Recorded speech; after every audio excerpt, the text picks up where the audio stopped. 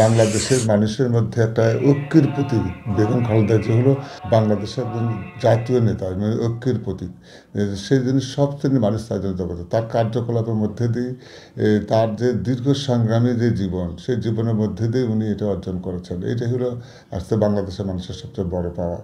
আজকে আমরা মনে করি যে দেশের এই ক্রান্তি লাগলে বেগম খালেদা জিয়াকে আরও বেশি দরকার। উনি যে অসুস্থ হয়ে আছেন, আমরা সুস্থতা চাচ্ছি, আল্লাহর কাছে এর কাছে দোয়া করছি যে ওনার সুস্থতার মধ্যে দিয়ে দেশে যে ক্রান্তিকাল, এই সময় তার একটা অনেক পরামর্শ জাতির হাতে অনেক বিপর্যয়ের হাত থেকে তো রক্ষা পাবে।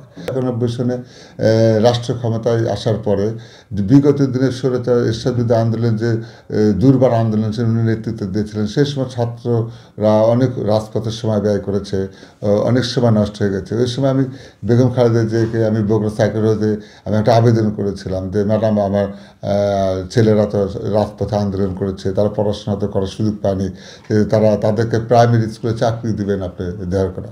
তো তারা পরীক্ষা দিয়ে চাকরি দেন। তা উনি আমাকে বললেন যে ঠিক আছে, ওদের রোল নাম্বার দাও, আমি দেখি তাদের জন্য কী করা যায়। তো আমি কয়েকটা ছেলেদেরকে রোল নাম্বার দিয়েছিলাম।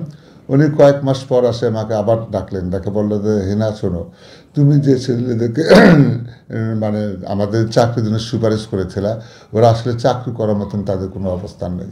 ওরা পরীক্ষাতে এত কম নাম্বার পেয়েছে যে ওদেরকে যদি চাকরি দিই তাহলে দেশটাকে আমাকে দেখতে হবে।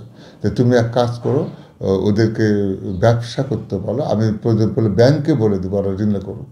এই যে তার দেশপ্রেম, এটা খুবই আশ্চর্য লাগে। আপনার ছোট্ট একটু ঘটনা, কিন্তু একটা দেখেন যে ছেলে অন্য কোনো আপনারা দেখেছেন যে এই দেশের অনেক স্বৈরাচার শাসক ছিল, তাদের দলীয় নেতাকর্মীদের জন্য সব মাপ ছিল, কিন্তু বেগম খালেদা জিয়া প্রথমে উদাহরণ সৃষ্টি করলেন যে দেশের জন্য, মানুষের জন্য দল নাই, শিক্ষাগত যোগ্যতা লাগবে এবং তার মেধা লাগবে, তবেই তাদের চাকরি হবে। এটাই আমার কাছে আমার জীবনে খুব প্রভাব বিস্তার করেছিলেন যে এইরকম নেত্রীর পিছনে আমি একজন সেই দলের কর্মী, যে যোগ্যতা না থাকলে তার কোনো সুপারিশের কাজ হয় না।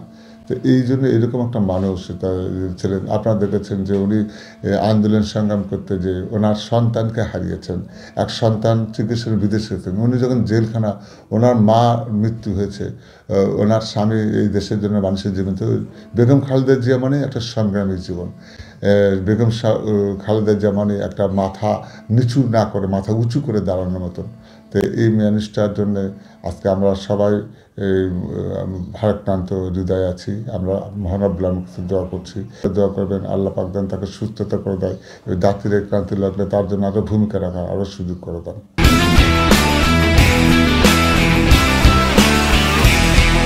আমাদের ম্যাডাম যদি চাইতেন যে তার নিজের সুখের জন্য, তার পরিবারের সুখের জন্য তিনি কিন্তু সরকারের সাথে আপোষ করতে পারতেন, কিন্তু করেনি।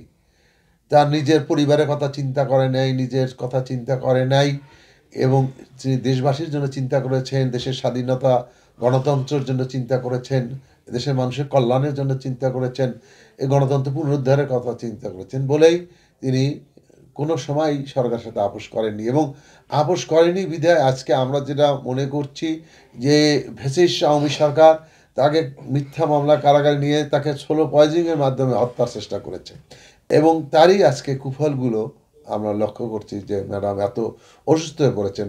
আমরা তখন বারবার আমাদের দলের পক্ষ থেকে বিদেশে উন্নত চিকিৎসার জন্য নিয়ে যেতে চাইছেন, কিন্তু তাকে যেতে দেওয়া হয়নি, তার সুচিকিৎসা হয়নি। তো এই যে খালেদা জিয়াকে এইভাবে ম্যাডামকে তারা অত্যাচার নির্যাতন করেছে, তার পরিবারের উপর করেছে, তার সন্তানদের উপর করেছে, তার বাড়িঘর কেড়ে নিয়েছে, বুলডোজারদের ভেঙে দিয়েছে, তার অসুস্থ ছেলে, তা আমরা মনে তাকেও বিনা চিকিৎসায় এরাও একটা হত্যারই মতো।